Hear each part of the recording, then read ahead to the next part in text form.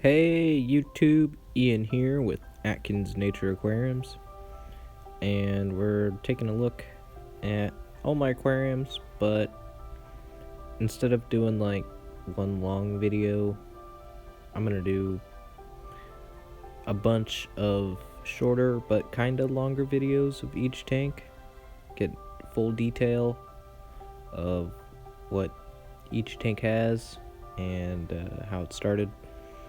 But this is my rimless aquarium, 7.5 gallons. Starting off in the living room, and it's got guppies. Recently got some celestial pearl danios, some blue velvet neocaridina shrimp, and there's cherry shrimp. As long as ram's horn snails, but those are everywhere, except for my cichlid tanks. But this tank's really cool. It's probably one of my favorite aquariums. I started it in March. Had a bunch of different plants back then, and I didn't have much hardscape, but over the past few months I've kind of settled on this look, and I've just been maintaining this kind of wild tree stump rocky look with the tank. There is more hardscape material in there, but it's just all covered up by the plants. It's either a good problem or a bad problem. I mean, I see it as a good problem. I do have more dragonstone that I can add into here, and I've also been thinking about redoing some of it. Like, there's a lot of algae and stuff in the carpet of dwarf hairgrass, and I've been thinking about pulling it out and making it a carpet of either pearlweed, just full pearlweed carpet, because I have a whole bunch of that stuff in other tanks too.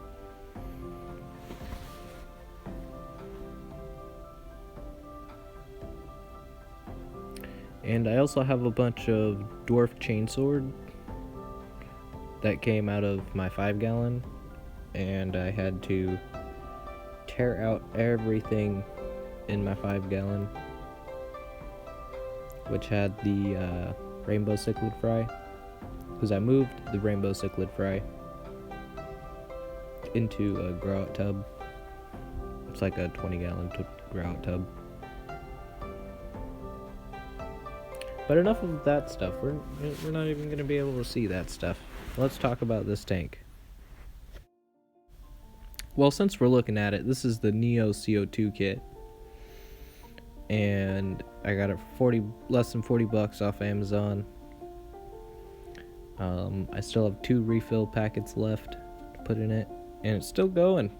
You know, I'm gonna buy a replacement refill, which is $20 on Amazon, and hopefully I'll keep the CO2 going. But the plants have been loving the CO2. I've seen a dramatic increase in growth, but when I finish this round and replace everything, like the whole media that's in there, the jelly stuff, I'm gonna do my full review of how I think of the Neo CO2 kit after its full use. But the light, it's just an Aquaneat LED. What else? The filter, it's got a hang-on back Aquatop, like 20, and I took out those little cartridges. I put foam in there. I need to put a little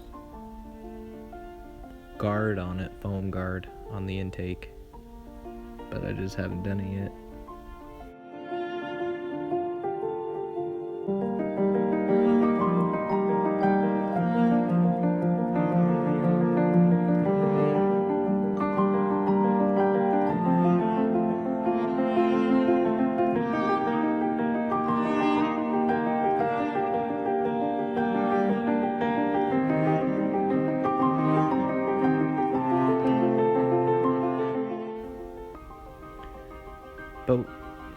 now I'll talk about the plants. And the plants, there's a lot of variety in here. There's buces, anubias, crypts. That's crypt undulata red right there, with some pearlweed and mixed rotalas. There's also Hygrophila polysperma variegated, or sunset Hygrophila, Rotala macrandra.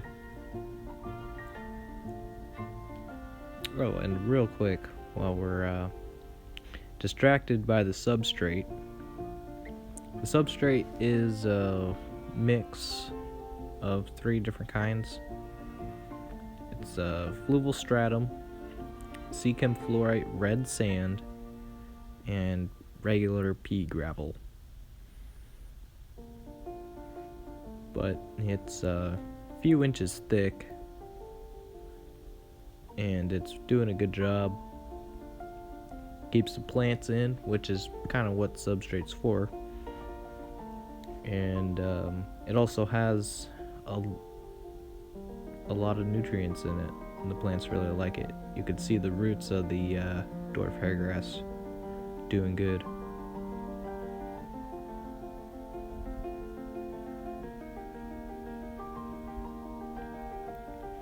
Yeah, that's the hang on back breeder box I was talking about. And there's just a bunch of moss and pearlweed, some algae.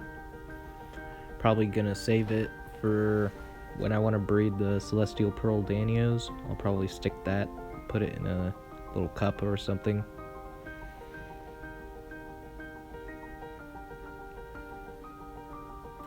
And here's one of the bigger plants that I have, a Crinum calamistratum with some Pogostem and Stellatus octopus, which I figured out was not stargrass. There's Hydrocotyle Tripartita japonica, kinda. I know I butchered the name, but yeah, the LED light just kind of sits on top of there. There's some Hygrophila polysperma, Rotala, Bucephalandra brownie red is on that suction cup thingy. And that's Bucephalandra Godzilla, and it has amazing color. And that Rotala is starting to grow towards the surface. Bunch of Java moss on the wood. And you can see the leaves of that calamistratum. Super long.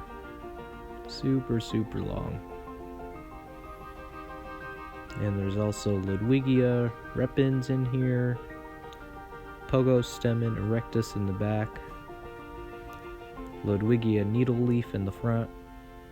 More Hygrophila variegated. Lots of floating plants. Java fern narrowleaf and needleleaf. That big leaf plant in the back with the pink tones is Logonandra meboldii red. I got that from George. That's another cool plant. Gets pretty big. Those are the celestial pearl danios. I really started to love these fish. They are adorable little suckers. They spar with each other. They all have little character personalities to them. They are really fun. And they look like a little brook trout. I mean, what's not to love about them?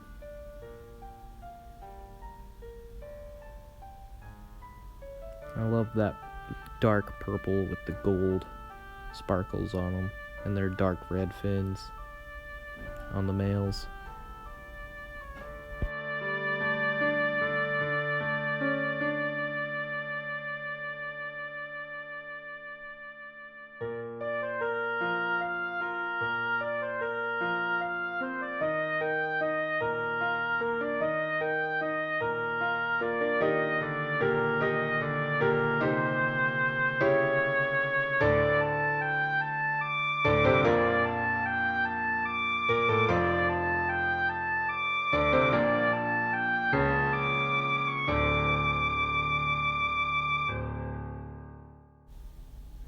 And this song is brought to you by Mridul. It's called Serenity. It's on his channel. Make sure you're subscribed. Everything will be down in the description. He's a talented young man composing his own music, so I can respect that. He's on the grind.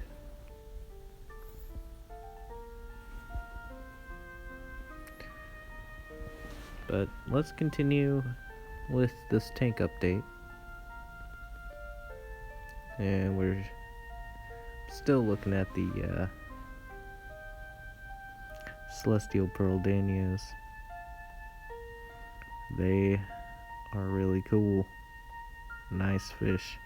I like them a lot.